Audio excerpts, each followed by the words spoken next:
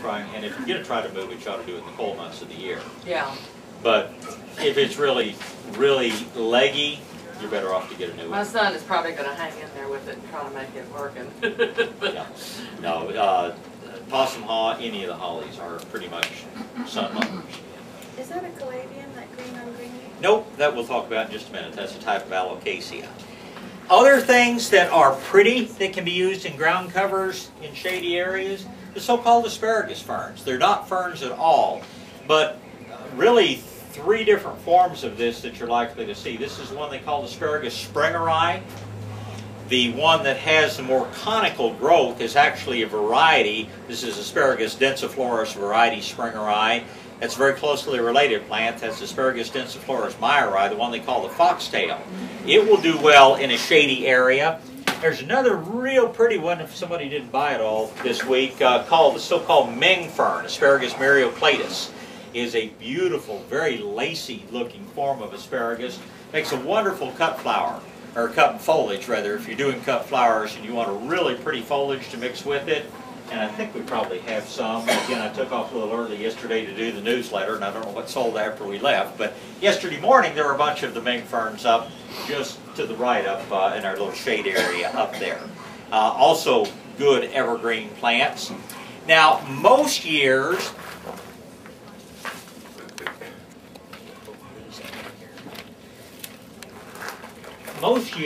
this is going to remain evergreen. And this is the so-called variegated ginger. And this is a gorgeous plant if you're looking for colorful foliage in a shady spot. Variegated ginger will do well. I was down at the Botanical Gardens at a function a couple of nights ago, and their variegated ginger is in bloom. And if you've never seen it in bloom, it has most unusual little kind of cockle shell flowers on it as well. But anybody that says you just have to have boring green things in the shade, you've not found the variegated ginger. This is an excellent plant to use in a shady area. But one thing about variegated ginger, it's almost always sold in a small pot. But when it's mature, it's going to be this tall and this big around, or bigger. I've seen some that never froze, you know, that were like this size. So like all landscaping, keep in mind the mature size that this is going to grow to. But it's an excellent plant for a shady area. Yes? I've seen it in a variegated red. Mm-hmm. Is that okay? Is that? Yeah. That's a different. It's a different one, but it will do a bright shade as well. Bob, but we can, like, if it starts getting really big, we can cut it back. Sure, absolutely. Just to keep But it once it matures, it will be an ongoing process to try to keep it to a small size. Bob? Yes.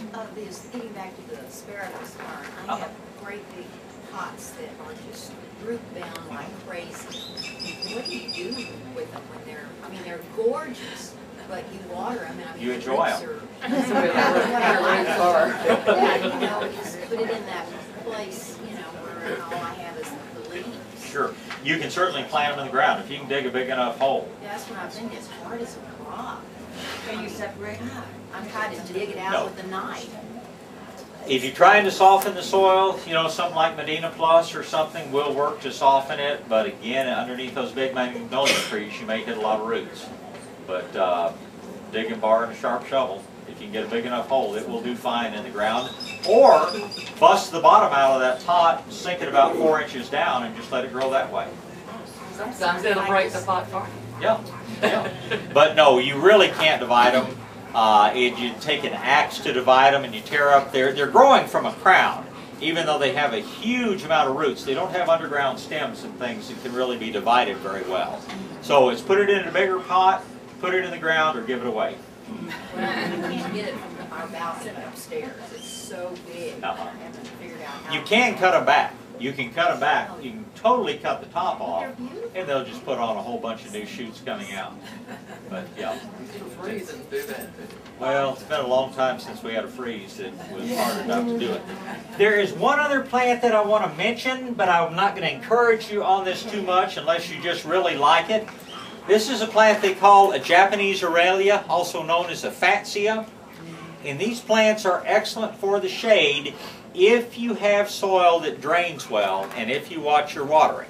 This is a plant that if it gets too dry, it dies. If it gets too wet, it dies. It really hates wet feet more than anything else. So if you're going to plant this, Plant it where you have really good drainage and try to keep it from ever drying out completely. It's an excellent plant for the shade, but not everyone is successful with it. Like I say with aspidistra, if you can't grow this stuff, it's time to move to an apartment.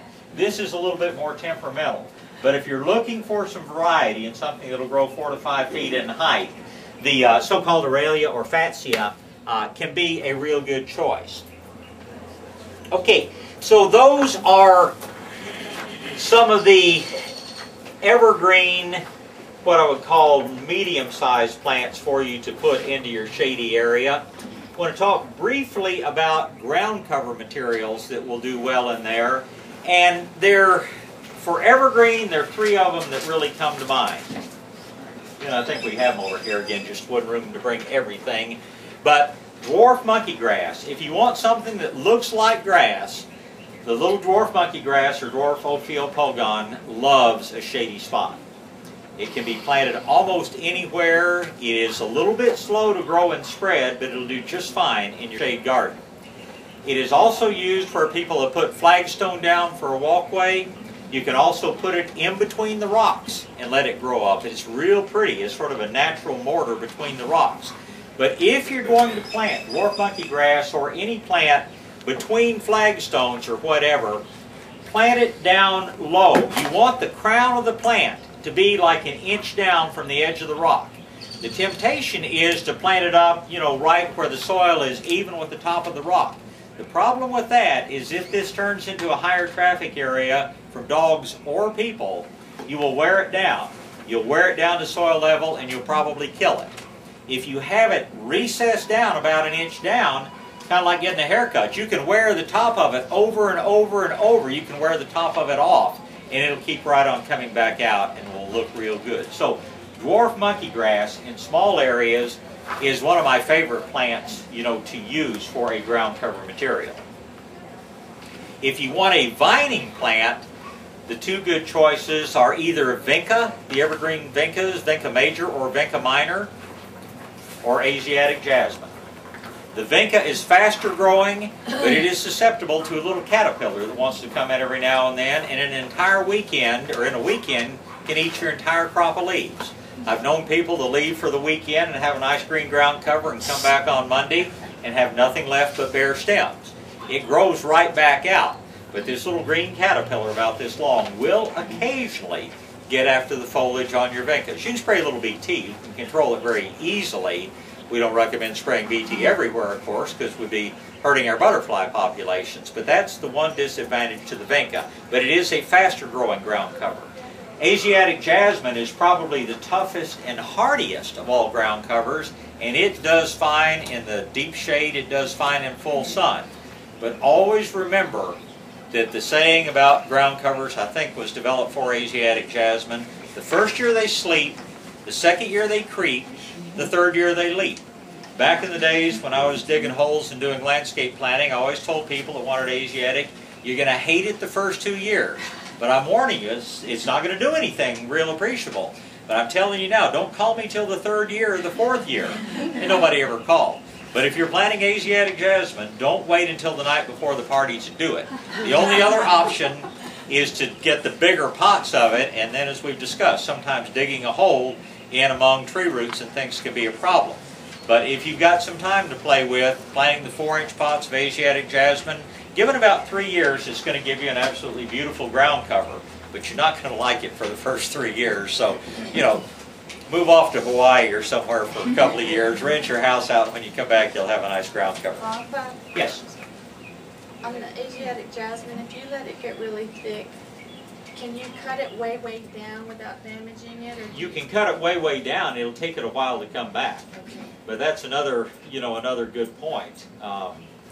If you let it get really high, all the new growth is going to be up on the top, and you're going to go down and cut it off to the very woody base. It's going to take it a while to come back out again. Try not to let it get that thick. Okay. Is the dwarf form any different? The dwarf form is slower growing, and it is somewhat lower. They call it Asian minor, and it's an excellent plant. But the first year it sleeps, the second year it kind of sleeps, the third year it kind of creeps, the fourth year it creeps, the fifth year, you know, you're looking at 5 or 6 years to really get a thick stand of it with the Asian minor. But it is an excellent plant. Yes, ma'am. Those of us who already have the Asiatic jasmine that is established, what is the optimum height? Whatever height you like it. I like it at about 4 inches. And if you prune it once a year, you can keep it at 4 inches. But don't wait, like she was indicating, don't wait 10 years and then decide you want it back